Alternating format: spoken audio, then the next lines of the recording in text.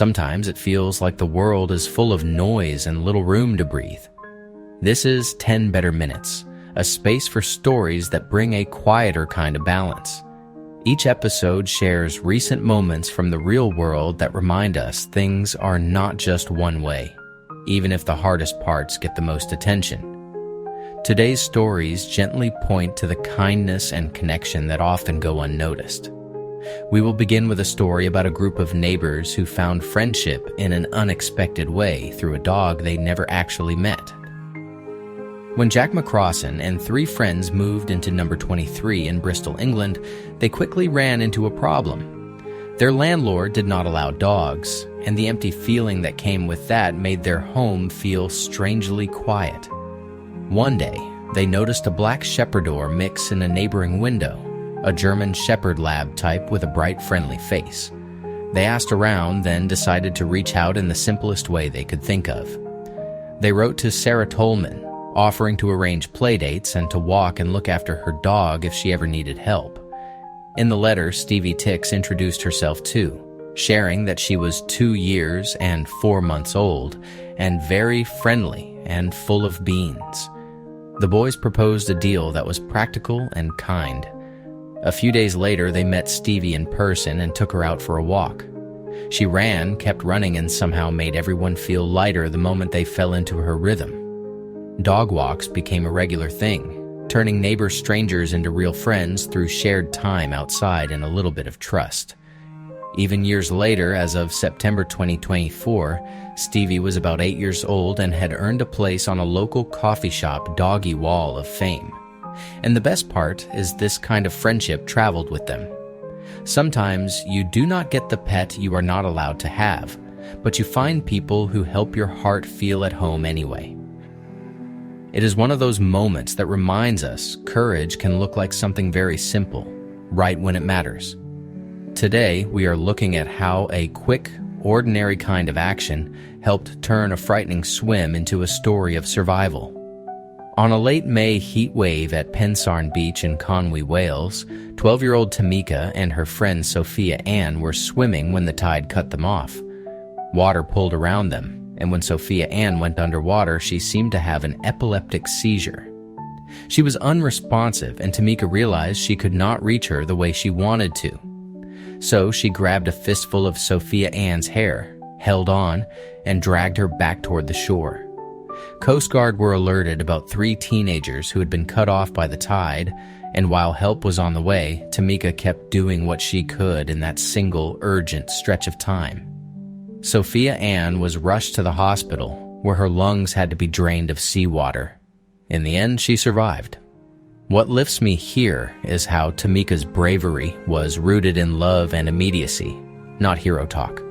It was steady, practical, and focused on one reachable lifeline. And it invites a hopeful thought for all of us.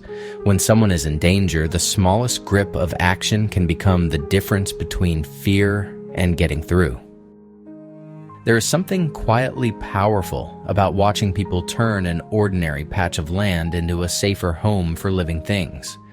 In Hadley Wood, in North London, 20-year-old Harry Ewing is helping reinforce newly planted trees by clearing bramble and heaping branches on a dead hedge, like building a small protective ring. He is part of the London Tree Ring Project, which began in 2023 and has work underway for 2 years, aiming to knit together wildlife corridors around the city. The trainees, including Josh Lim from the Harrington scheme, plant species like willow, hornbeam, and hazelnut, then test ways to protect the young saplings from deer. There are volunteers from the Monk and Hadley Common Trust, too, all getting their hands dirty in the same careful rhythm, carrying debris, clearing space, and making sure the saplings have a chance to settle in. And honestly, it feels like a hopeful kind of teamwork. You can see early growth already, but the real uplift is in the confidence that comes from doing something concrete outdoors. For these young trainees, nature is not just something to visit, it is something to help build, with practical conservation skills they can carry forward. As the tree ring expands, it is also expanding belonging, one sapling at a time in a place where the future can take root. It is one thing to feel hopeful about clean technology. It is another to see evidence that it can help people breathe easier right where they live. Researchers set out to test whether electric vehicle adoption in Chinese cities was tied to real public health gains. Instead of relying on hopes or projections alone, they looked at city and air quality data across 150 Chinese cities. Their focus was on the kind of pollution that can get into deep parts of the lungs and the bloodstream, including fine particle pollution and carbon monoxide. As electric vehicle adoption increased, the air changed in measurable ways. By the year 2023, fine particle pollution was estimated to be almost 24% lower. Carbon monoxide levels were estimated to be more than 30% lower. The study also translated those environmental shifts into human terms, estimating that about 262,000 premature deaths were prevented. The findings were published in Nature Health, and they connect environmental improvement with health protection in a way that feels grounded and specific. It is a reminder that progress is not only about what we build, but what we can measure after people start using it. It is a small change that you can almost hear settling into place, the quiet shift from mowing season to meadow season. Last year, Michigan State University began turning parts of its campus lawns into wild meadow habitat for pollinators like bees, butterflies, and hummingbirds. Landscape crews, working with an entomology professor, identified 22 acres that saw little foot traffic. Instead of running the mowers there again and again, they stopped mowing and let the grass grow naturally. On 6 of those acres, they went further by planting and seeding native pollinator-friendly plants, including butterfly weed and Joe Pye weed, along with blazing star, bee balm, mountain mint, and black-eyed Susan. The difference is practical as well as visible. Josh Ridner said mowing would be about once a year, not 24 to 28 times a year.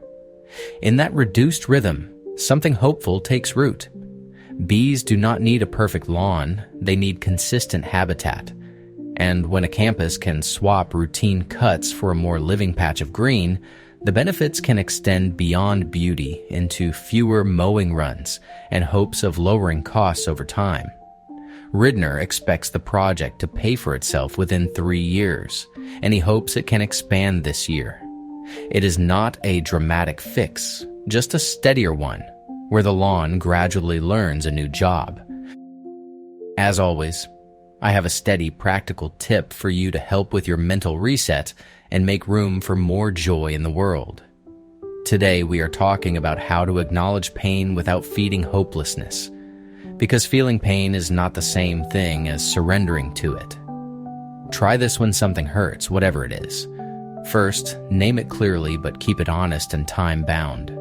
Say, "I am in pain right now," or "this is hard today." Notice how that pulls your mind out of the fog and into the present moment. Then add a second sentence that gives your brain something to hold on to. Not a false promise, just a grounded truth. For example, "Pain is here, and I still have choices in what I do next." Or, "This feeling will shift, even if it takes a little time." You can also acknowledge pain with care like you would for a friend. Ask, "What do you need from me in this moment?"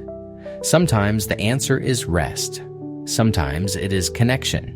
Sometimes it is food, water, movement, or silence. The goal is not to deny what hurts. The goal is to make space for it without letting it write your whole future. We made it to the end of today's 10 Better Minutes, friends, and I just want to say thank you for hanging out with me for a few minutes. If the world feels loud or heavy lately, I hope this episode leaves you with a quieter kind of reminder that there's still decency out there. People keep showing up for each other, and kindness still moves through everyday life, sometimes without anyone making a big deal of it. If you want a fresh set of good news to come back to, you can subscribe and follow so new episodes show up every day. Until then, this is Ian Rhodes with 10 Better Minutes. Take care, and I will see you tomorrow.